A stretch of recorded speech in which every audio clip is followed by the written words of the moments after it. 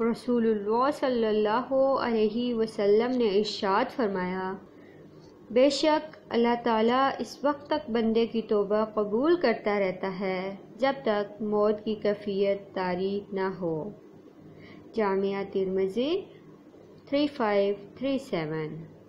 رسول اللہ صلی اللہ علیہ وسلم نے ارشاد فرمایا، جو شخص اللہ تعالیٰ اور آخرت کے دن پر ایمان رکھتا ہے اسے چاہیے کہ اچھی بات کہے یا چپ رہے۔ صحیح بخاری 6138۔ رسول اللہ صلی اللہ علیہ وسلم نے ارشاد فرمایا، صبر وہی ہے جو ابتدائے صدمہ میں ہو۔ صحیح بخاری 1238۔